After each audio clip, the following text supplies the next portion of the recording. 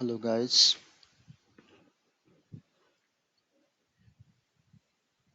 thank you very much for joining this webinar.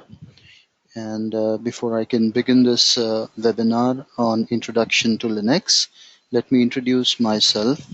My name is Musab Syed, and I have an experience of around 10 years. And in this 10 years, I've been dealing with various technologies. I've started my career as Linux administrator, and thereafter I moved into Linux clusters and AIX clusters, AIX virtualization, VMware, cloud, and bit of storage. And currently I am slowly moving into DevOps, which is quite a boom in the market as of now. And as far as trainings are concerned, I have delivered more than 300 batches, which include online, offline, corporate, almost all type of trainings that might happen. So this is a small introduction that who I am and what I'm doing, so that you must be aware that what your trainer is.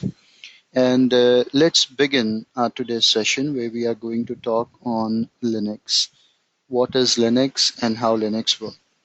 Let me tell you that during this webinar, you are going to be on mute, so you may not be able to speak up. If you have any questions, you can put your question in chat window. I would be more than happy to answer your questions. Let us begin our session. So first of all, let's see that what we are going to cover in this module.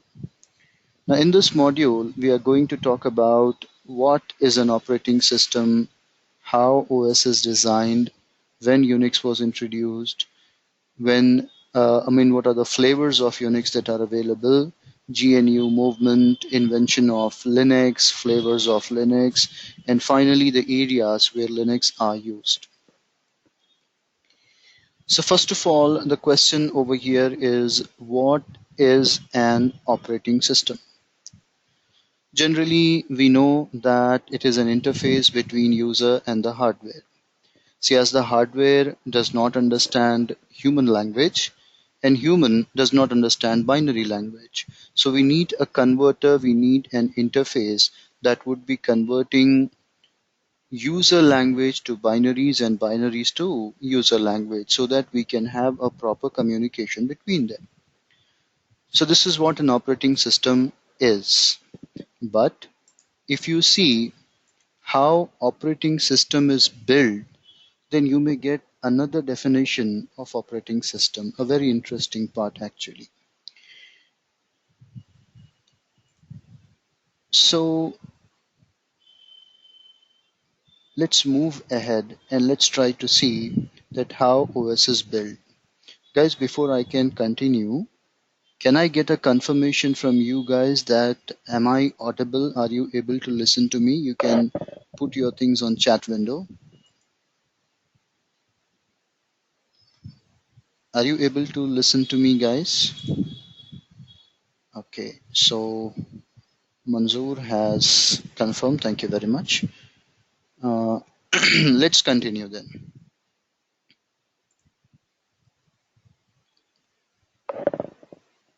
Thanks for your confirmation. Let's continue. So I was talking that how operating system is built. Typically, an OS is built like that. The first thing that we needed out over here to make an operating system is source code. Source code is actually a set of instructions that are written in one or the other programming language to make your work done. Basically, these are programs generally written in some programming language. Let's say I'm going with C language, C programming language. So with this source code, I need certain applications, certain libraries. For example, you are working on C programs, so you need a compilers, you need some libraries. So those compilers and libraries are available in the form of applications. So when we combine source code with applications, it is going to give us the most important part of your operating system. We call it as kernel. Guys, consider kernel as the heart of operating system. What happens if a human heart does not functions? The human will be pronounced dead. So in the same way, if kernel does not works, the OS will be dead. It will crash down. So kernel is the most important element. It is the heart of your operating system that would keep your OS running and alive. So with this kernel, we will combine some set of software. For instance, to listen music, I'll go with VLC Media Player. To browse internet, I'll go with Mozilla Firefox. For Word, PowerPoint, Excel, I would go with OpenOffice or many other tools, whatever it might be. So when we combine kernel with certain softwares that we need, we are going to get our final product, which we call it as operating system. So here I can say that OS is a combination of kernel and software. And what is kernel? Kernel is combination of source code and applications. So this is how we know a different view of operating system that generally we call it as interface between user and hardware. So here I can say it's a combination of kernel and software, technically if I speak. Anyhow, you may be wondering that why I'm trying to talk about these definitions and all that thing. When we go to next slide, you'll understand that why I'm talking about these things. See, what is the first complete operating system of the world? Undoubtedly, it is Unix. Prior to Unix also, we used to have other operating system, but it wasn't full-fledged or complete OSs. Unix was the first full-fledged and complete OS introduced. By whom? It was introduced by two topmost scientists of all the time, Ken Thompson and Dennis Ritchie. Ken Thompson is father of Pascal language or B language, whereas Dennis Ritchie is father of C language. Generally, what happened is this project of Unix was actually given to Ken Thompson.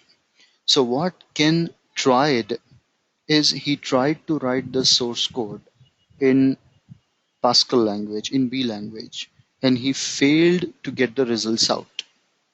Then what he did, he combined his work with Dennis Ritchie. Then Dennis suggested that why not to write the half source code in Pascal language and the remaining half in C language, and let's see what happens. Actually, the portion that was written in C language was successful. So they decided that let's continue to rewrite the whole source code in C language. So they rewritten the whole source code in C language and they came up with first ever complete operating system of the world, which we call it as Unix. In the year 1969. Unix was released in the year 1969. At the beginning, it wasn't commercial. It was not a commercial product. It was just a domestic product, and it was given to schools, universities, so that people can see that how operating system actually work out. But slowly, it started to catch the eyes of industry giants. Many leading company in IT sector, they wanted to purchase this Unix. But what this AT&T people have done, they have not sold this particular operating system to anybody. Still, Unix is the proprietary of AT&T Bell Labs. They didn't sold anything to anybody. Instead of selling the whole operating system, I mean that they didn't sold the whole operating system. Instead of selling the whole operating system, what they have decided that let's sell our let's sell our source code. They wanted to make source code commercial, that if you have good programmers, take the source code, modify it, and come up with your own flavor of Unix. Consider Unix as an ice cream. How ice cream has various flavors. In the same way, Unix is always one, but it is having number of flavors. There are many flavors released in the past time. There are many flavors available today's time also. But let's talk about the topmost flavor that are available in the market. Till date, what are the topmost flavors that are still available in the market? The first to come was HP. HP came up with the first flavor of Unix and they named it HP UX. This was happened in the year 1984. Following them, Apple also came into the market with their flavor called Mac operating system. This was also in 1984. IBM came up with their flavor called AIX, Advanced Interactive Executive, one of the topmost Unixes that we have seen, and this was released in the year 1986. Following it, Sun also came into the picture with their very famous Unix in the market called Solaris. Now Sun has sold itself to Oracle, so no more it is Sun Solaris, now it is Oracle Solaris. This was released in the year 1992. So these were the topmost flavors that were out into the market and that is used into the market till date. Still people are using it. Something is high, something is low, but still they are used into the market. Now, when we have such a great flavors available in the market and all, then why do we have Linux? What's the role of Linux when we have Unix? The reason for Linux for this particular products what you are seeing on the screen now. Basically, if you see all these products, whether it is HPUX, Mac OS or AIX or Solaris, these are all commercial product. They are paid product, licensed product. No flavor of it, whatever we are seeing on the screen, are free. For everything you need to pay. That was the first complexity. And it is not enough. These are also hardware proprietary products. Hardware proprietary means they are hardware dependent. If you want to go with HPUX, you need to have HP's hardware. If you want to go with macOS, you need to have Apple's hardware. If you want to go with AIX, 100% IBM P series. If you want to go with Solaris, then you should have Sun's hardware. Nowadays, Solaris have been modified in such a way that you can use it inside VMs, but still for an optimum result, it requires its own hardware. So this combination of software plus hardware makes it very costly. First of all, you need to purchase software and you need to purchase a hardware to run on the top of it. So this combination makes it very expensive. Not only the products are very expensive, but maintenance of these products are very expensive. Even a small Ethernet adapters or fiber channel adapters or any component inside it are very costly. So if you want to upgrade a RAM, then you have to pay a huge amount over there. So this kind of thing was a big problem for people to adopt Unix easily. For an individual, it was never going to happen. Even in today's time, it is not going to happen. Assume that you wanted to go with IBM AX. I don't know about HP, Apple or Sun. But the flavor which I have worked very closely since 10 years, I can tell you that it is very, very costly. See, if you wanted to go for IBM AIX entry level machine, entry level, very basic Power 8 entry level machine, it is going to cost you a huge amount, maybe in thousands of dollars. So, this kind of expenses are not easy for an individual to invest.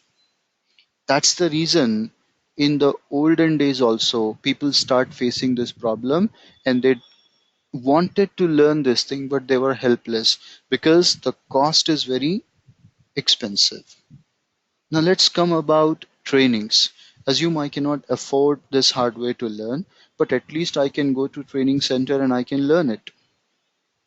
See, nowadays we are having facility, you're having webinars, you're having various people coming up with their training programs.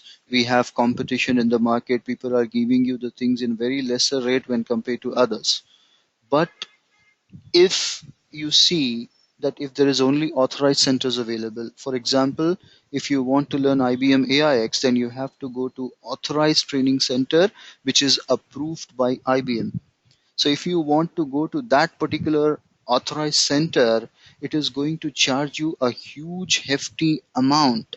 Probably in Indian currency, it may be more than 100,000 rupees. So that is going to be a very great amount for an individual to invest, almost 1 lakh Indian currency. So that is going to be a huge rate for me in order to learn it. So the cost involved inside it is very expensive. Even training is very expensive.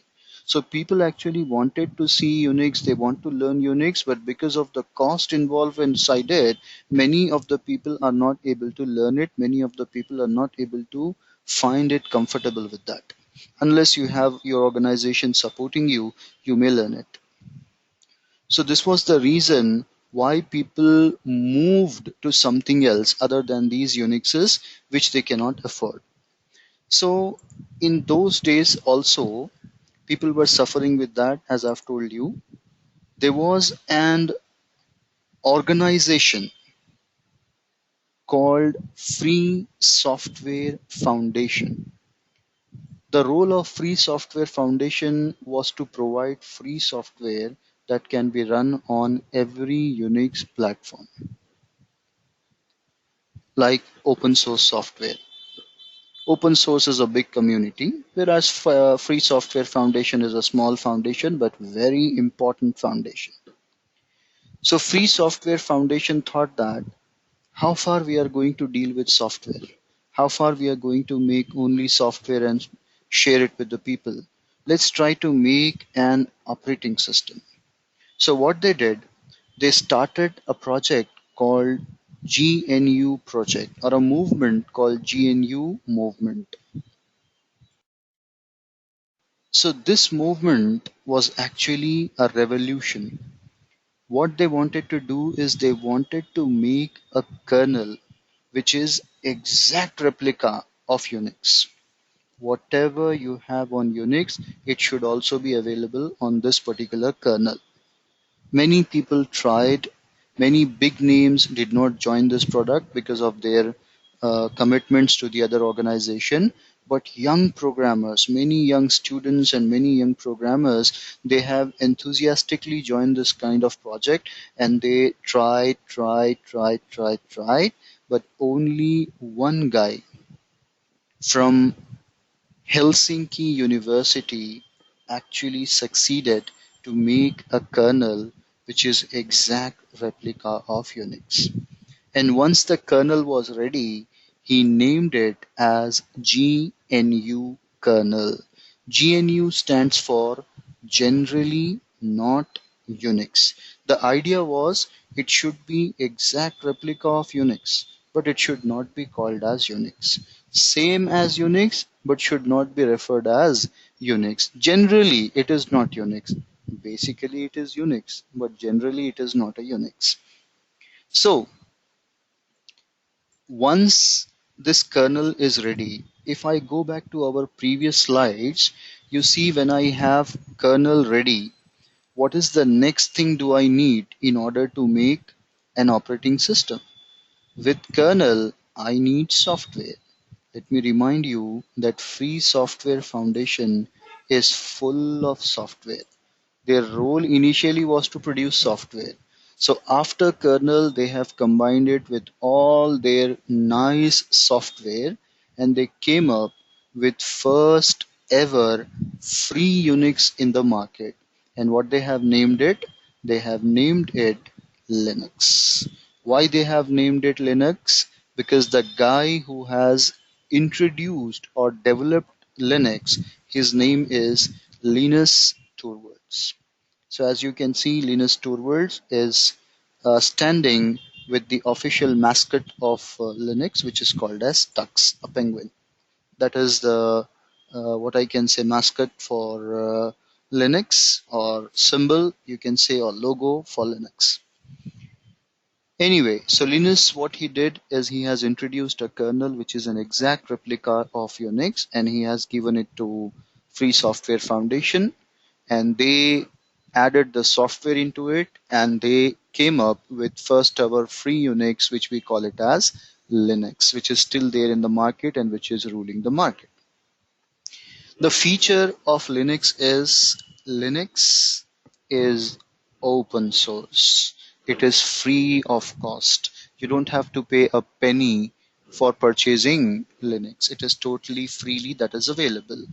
Secondly, it carries a license called GPL. GPL stands for General Public License. That means it is freely available for sharing as well. You can use it, you can share it with your friends, or whatever you want to do, you can do it. Or even if you are a good programmer, the source code is freely available. Take it, use it, modify it, and come up with your own flavor of Linux. And most importantly, Linux is hardware independent. You can install it on any hardware you like. You can install it on your laptop, you can install it on the desktop, you can install on HP's hardware, you can install on IBM's hardware, you can install it on Dell's hardware.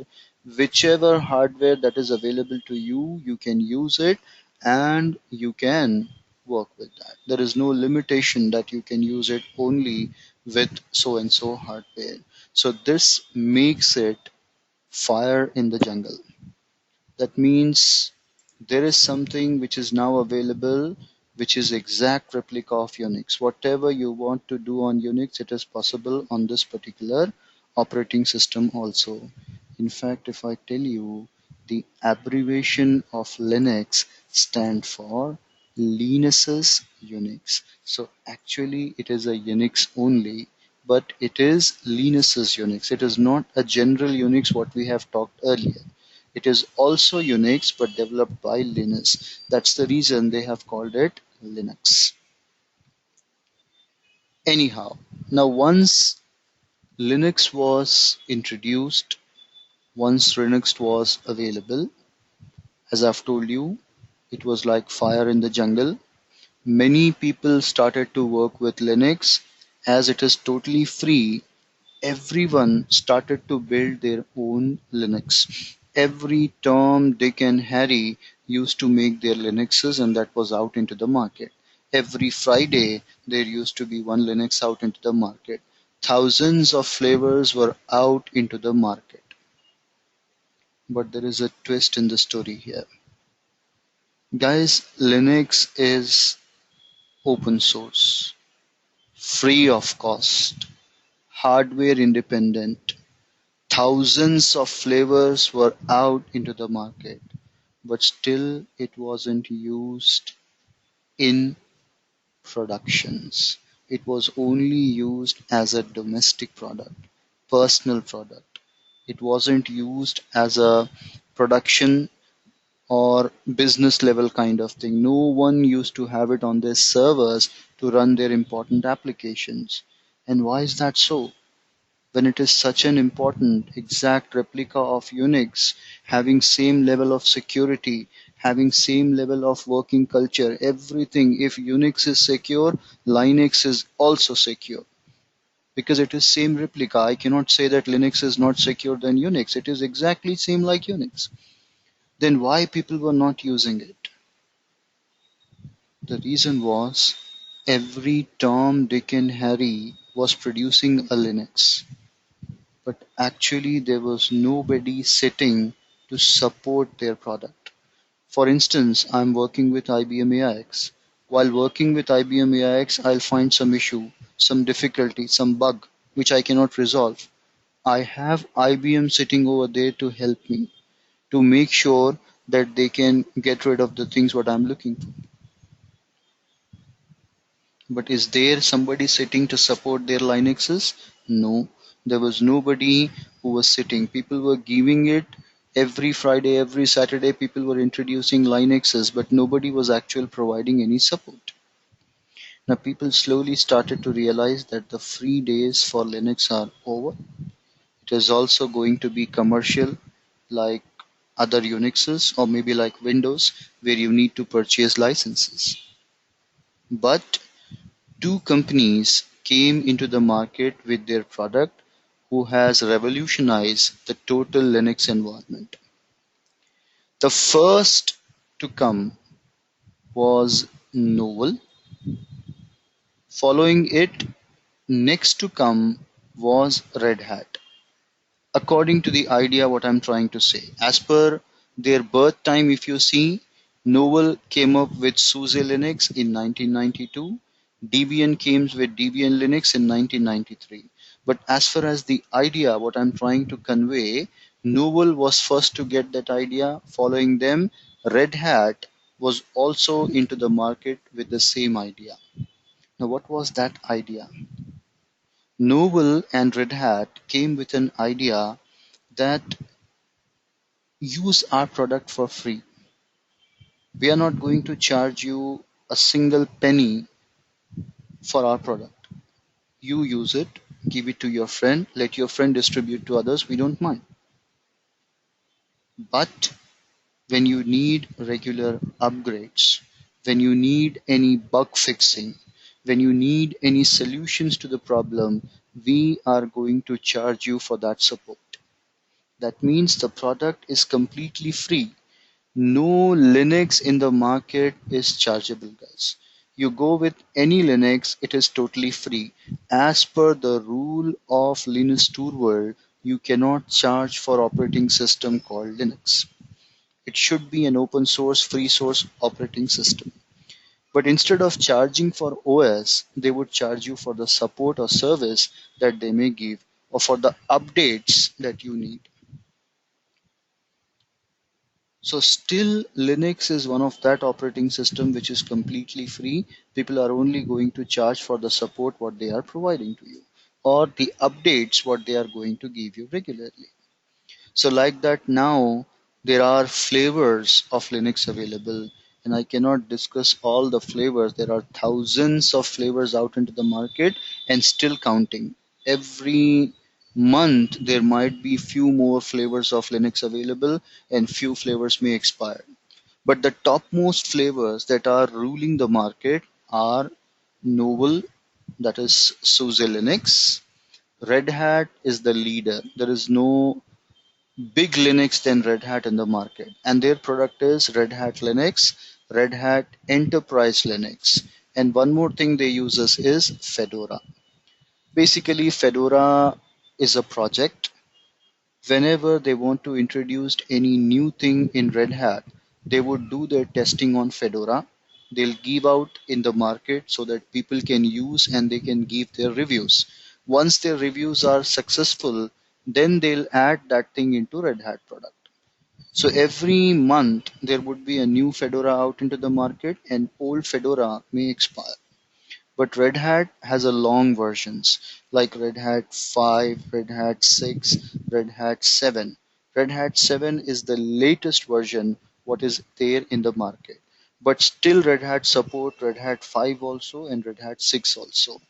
And between Red Hat 5 and Red Hat 6, there are number of subversions like Red Hat 5.1, 5.2, 5.3, 5.4, 6.1, 6.2, 6.3, 6.4, 5, like that 7.1, 7.2. all those versions are still supported. Maybe in a few time they may stop supporting Red Hat 5 and they'll only give Red Hat 6. Slowly, Red Hat 5 has moved out into the market, but the versions that are still there in the market is Red Hat 6 and the very latest Red Hat 7. The exact replica of Red Hat is CentOS project. People call it CentOS, some call it CentOS. So actually CentOS stands for Community Enterprise Operating System, which is exact replica of Red Hat. Whatever you have in Red Hat, you will see in CentOS.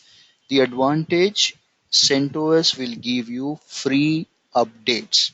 There is no proper support from CentOS, but whatever new updates are available, you will get it for free of cost. They are not going to charge you anything for that. And something quite like that is Ubuntu.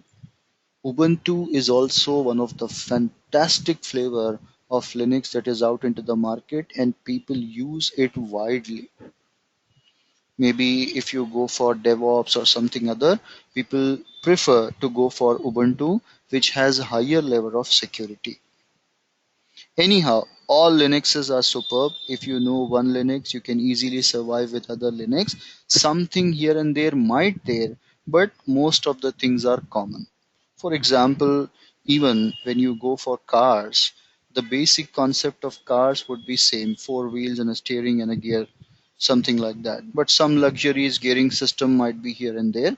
Apart from that, all are same. Look and feel might be different. So in the same way, all Linuxes are quite same, but something here, something there would be there. And the leader in all Linuxes on the production environment is undoubtedly Red Hat. Red Hat actually covers more than 65% of Linux market, 65 to 70%. That is with Red Hat and widely accepted, widely used. Now again in Red Hat, as I've told you earlier, there are a number of versions that are available and versions are available. I'm sorry.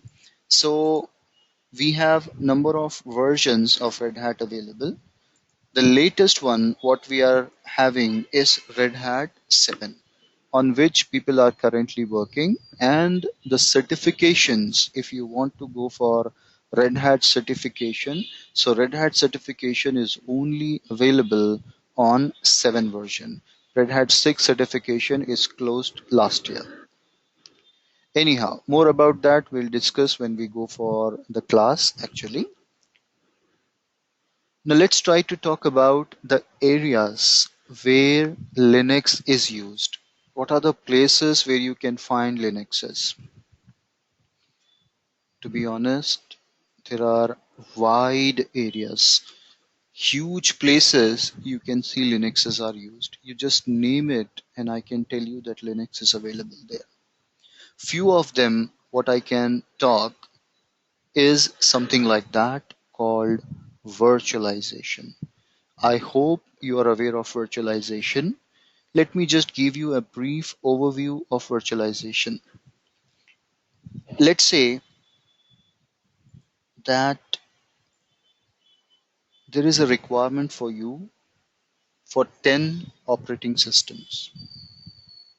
So in the olden days, before virtualization, what we used to do is if I need 10 operating system, I would be purchasing 10 physical machines. And on the top of 10 physical machines, I used to deploy my operating system. So this is how we used to work in the olden days. So if I need 10 OS, I need to purchase 10 physical machine. See, purchasing 10 machine is a challenge because cost is involved. Let's say I have money, I have purchased 10 physical machine. The next challenge you would be facing is the rack space, the place to keep 10 physical machine. Let's say I have a place also, so I have kept 10 physical machine. Now the next challenge inside it is to provide electricity for 10 machines. One more challenge would be providing them physical network connectivity, cables and all. So slowly in this scenario, the cost would get very increasing. In case of 10 machines, it may not be that big challenge, but assume if you need 100 machines, you need to purchase 100 machines, you need to keep it someplace, you need to provide electricity, you need to provide cabling, networking, you need SAN connectivity, fiber channel cable. Oh, that is going to cost you a very high. So it's going to be very, very tough for me. So in this scenario, what happened is people have introduced something called virtualization. So in virtualization, what happens is we are going to split the physical resources into logical resources.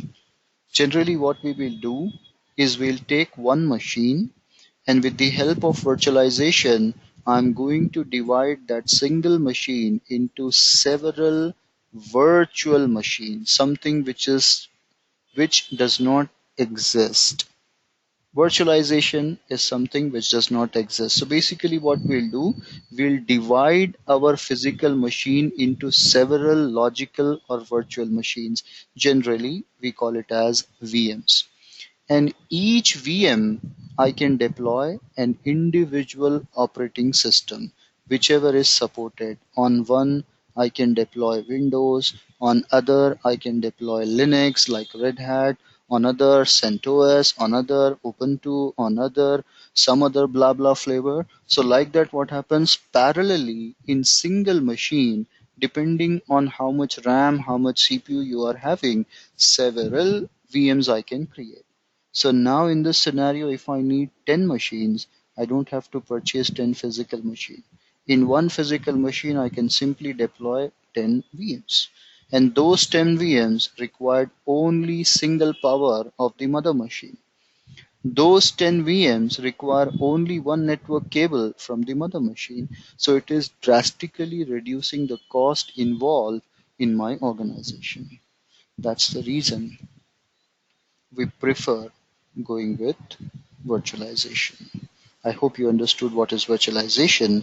Now let's try to talk about what are the topmost flavors of virtualization that are out into the market. So if you see guys, there are various products that are available in the market. The leader undoubtedly is VMware. You have Citrix, you have KVM, you have OVM, you have RHEV. So these are the topmost flavors that are available. See, there is one more flavor which I didn't include it inside it, that is Hyper-V. Hyper-V is from Windows. Intentionally, I did not add it because I only wanted to talk the topmost flavors that are available in your, what I can say, Linux platform. So if you see, all these topmost flavors that are available, whether it is VMware, Citrix, KVM, OVM, RHEVM, these virtualization runs on the top of Linux kernel. The kernel, the heart, the engine of operating system, what they use is Linux based kernel. So graphically, they might be very different. But if you work on command line, for example, I have worked on VMware, I can tell you, and KVM as well.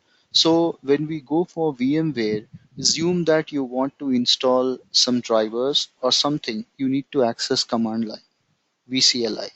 So when we go to VMware command line, it is totally Linux based environment, and you need to run certain commands that are Linux based command. So again, you see that there is a need of Linux that is involved over here.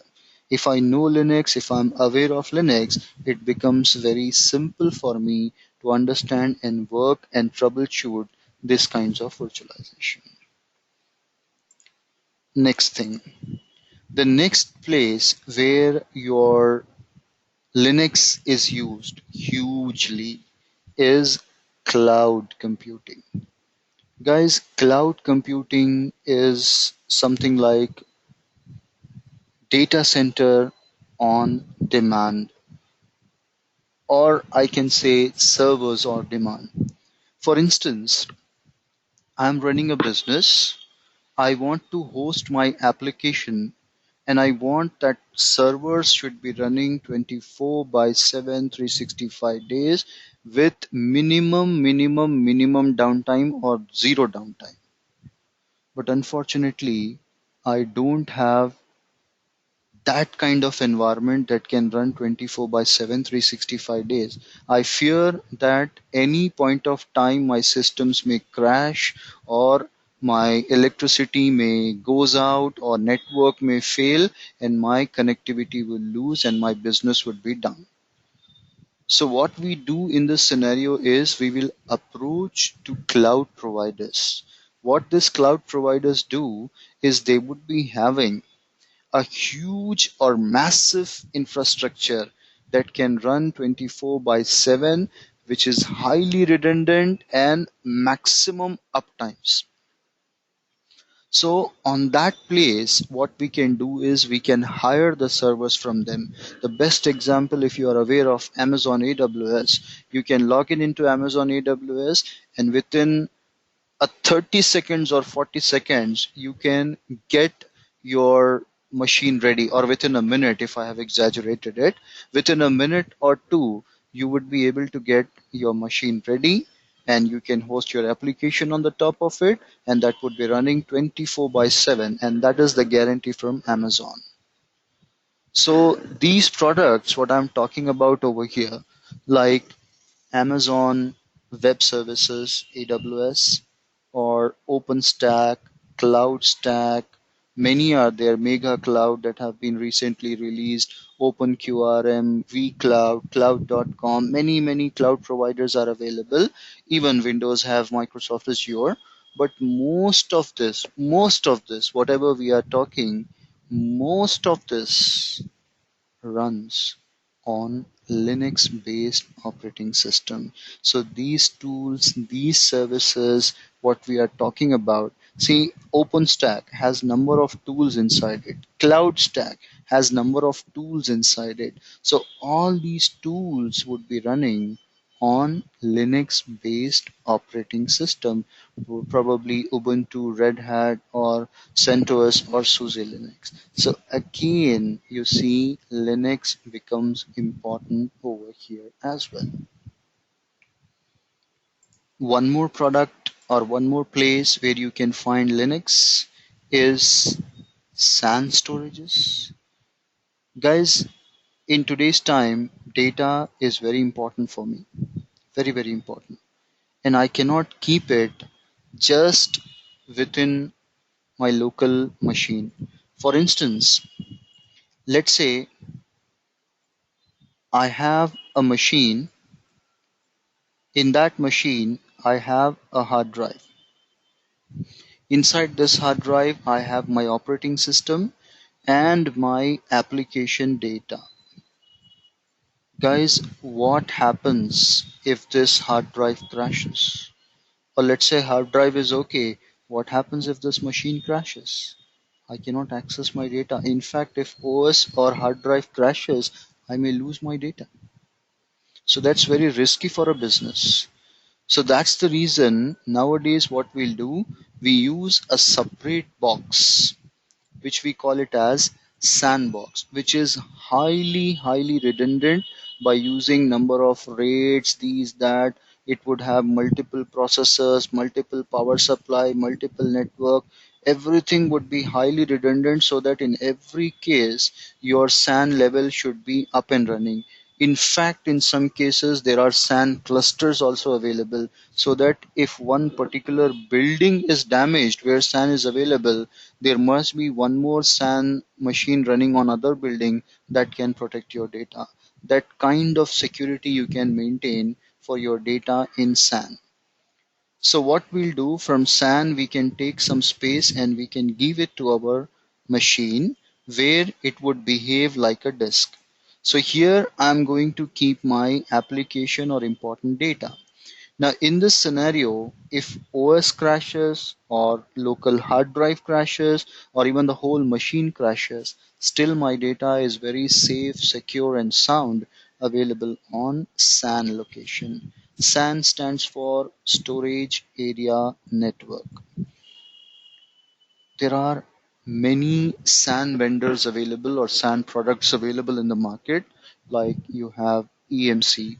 In EMC, you have EMC Clarion, VNX, Symmetric, you have Hitachi, you have IBM DS Storages, you have HP 3PAR. Various SAN providers or storages are available. Again, the base operating system inside it, the kernel that they use to run this particular products are based on Linux. Even SAN requires special type of networking. They need special switches, which we call it as fiber switches. So these fiber switches and whatever networking zoning we would be doing, it is also done purely on a Linux environment, either graphically or command line. So again, the need of Linux comes into the picture and the requirement of Linux come into the picture and Linux come into the picture. There are many things, guys. I have only given a few things what I can tell you, but if you look for databases, maybe the great Oracle database or big data, Hadoop, which is market boom nowadays, SQL, all these things runs on Linux environment, undoubtedly. Or you go for what I can say DevOps kind of thing nowadays, which is boom into the market. In DevOps, you have GitHub, you have Jenkins, you have various configuration tools like you have Puppet, you have Ansible, you have Chef, you have Salt, or you have other things also inside your DevOps that is used. All these things are purely workable on Linux environment only. So without Linux, actually, if you see, there is no survival in IT industry. One or the other time you will find out that it is required for you to learn Linux. Definitely 100%. So that's the reason it is better to go with Linux, to understand Linux and to learn Linux. And I would definitely like to congratulate you that you have taken a good decision to learn Linux. Anyhow, it is very, very important, guys, and you must learn this thing, and learning this will open your roadmap to various technology. In which horizon, in which zone you want to go, it becomes easier and it becomes simpler for you. In fact, not only in different products, guys, but in fact it makes simple for you to learn Unixes also. For instance, if you are planning to learn any Unixes like HPUX or AIX or any other, that becomes simple because overall the compatibility is quite same. Whatever you have in these Unixes, you also have in Linux. For example, if I talk about IBM AIX, in IBM AIX, if you want to create a user, you'll use a command called mkuser, make user. Same thing in Linux, if you want to do, the command is user add. See, front end, the commands are different. There we say make user, here we say user add. But backend, where user informations are stored, the file remains the same, called etc password. The same file is available in AIX to store user information. The same file is available on Linux to store the user information. That's the beauty of Linux. So this is what I would like to tell you regarding this thing. And let's now talk about our curriculum, what we are going to see in our curriculum. Guys, before I can go for our curriculum, if you have any questions, if you have any queries, kindly put ahead your questions. I would be more than happy to answer your questions, guys. Anything No question is small, no doubt is small, no doubt is silly. You are most welcome to ask your doubts, your question. I would be trying to answer it if there is any so far. If there is no doubt also, kindly please confirm so that we can move ahead.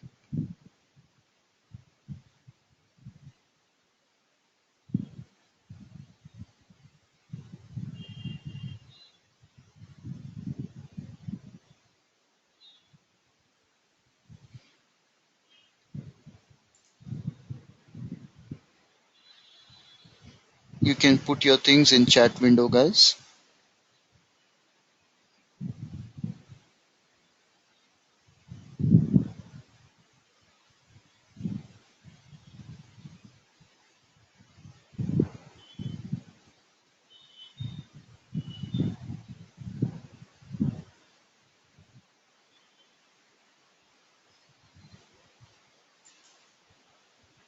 So that probably sums up our introduction to Linux for today's session.